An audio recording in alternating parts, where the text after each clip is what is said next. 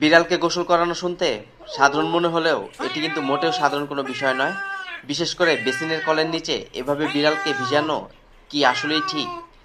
আজকের ভিডিওতে আমরা জানব বিড়ালকে এভাবে জোর করে গোসল করানো কতটা বিপজ্জনক হতে পারে এবং এর পেছনের বৈজ্ঞানিক কারণগুলো কি কি। ভিডিওটি শেষ পর্যন্ত দেখুন, কারণ এই ভুল আপনার প্রিয় পোষা প্রাণীর বড় ক্ষতি হতে পারে। বিড়াল প্রাকৃতিকভাবেই অত্যন্ত পরিষ্কার পরিচ্ছন্ন প্রাণী। আপনারা নিশ্চয়ই খেয়াল করেছেন, তারা সারাদিন নিজেদের শরীর চেটে পরিষ্কার করে। বৈজ্ঞানিক ভাষায় একে বলা হয় গ্রুমিং। বিড়ালের জিহ্বায় ছোট ছোট কাঁটার মতো অংশ থাকে, যা তাদের গায়ের ধুলোবালি ও মরা চামড়া সহজে দূর করে দেয়। তাই চিকিৎসকদের মতে সুস্থ বিড়ালকে সাধারণ অবস্থায় গোসল করানো কোনো প্রয়োজন নেই। ভিডিওতে যেভাবে বিড়ালটিকে বেসিনে আটকে পানি দেওয়া হচ্ছে, তাতে সে প্রচণ্ড ভয় পাচ্ছে। লক্ষ্য করুন বিড়ালটি কিভাবে ছটফট করছে এবং পালানোর চেষ্টা করছে। একে বলা হয় অ্যাকিউট স্ট্রেস। বিড়াল পানি খুব ভয় পায়। এর একটি বড় কারণ হলো তাদের পূর্বপুরুষরা মরুভূমি অঞ্চলে প্রাণী ছিল, যেখানে পানির সাথে তাদের তেমন পরিচয় ছিল না। ফলে পানি দেখলে তাদের মধ্যে এক ধরনের মরণ ভয় কাজ করে। বিড়ালের শরীর ভিজে গেলে তাদের পশম অনেক ভারী হয়ে যায়, যার কারণে তারা সহজে নড়াচড়া করতে পারে না। এই অসহায় অবস্থা তাদের মানসিকভাবে চরম ট্রমার মধ্যে ফেলে দেয়। আরও একটি গুরুত্বপূর্ণ বিষয় হলো, এভাবে সরাসরি কলের পানির নিচে বিড়ালের মাথা বা কান ভেজানো একদমই উচিত নয়। বিড়ালের কানে পানি ঢুকে গেলে মারাত্মক ইনফেকশন হতে পারে।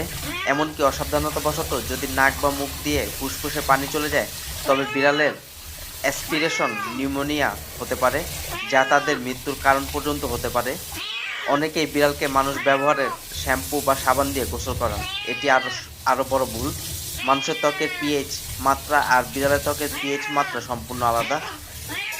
সাধারণ সাবান বা শ্যাম্পু ব্যবহার করলে বিড়ালের ত্বকের প্রাকৃতিক তৈলাক্ত স্তর নষ্ট হয়ে যায়। এতে তাদের ত্বক শুষ্ক হয়ে যায় এবং অ্যালার্জি বা ফাঙ্গাস ইনফেকশনের ঝুঁকি বহুগুণে বেড়ে যায়।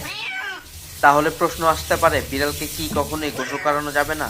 বিজ্ঞান বলেছে কেবল তখনই বিড়ালকে গোসল করাবেন যখন বিড়ালের গায়ে বিষাক্ত কিছু লেগে যাবে বা সে নিজে তা পরিষ্কার করতে পারবে না, কিংবা যদি কোনো চর্মরোগের কারণে পশু চিকিৎসক বিশেষ কোনো মেডিসিনের শ্যাম্পু ব্যবহার করতে বলেন। কেবল তখনই অত্যন্ত সতর্কতার সাথে গোসল করানো উচিত।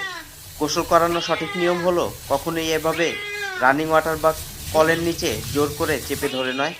একটি গামলায় কুসুম গরম পানি নিয়ে অত্যন্ত শান্ত পরিবেশে আলতোভাবে শরীর মুছে দিতে হবে।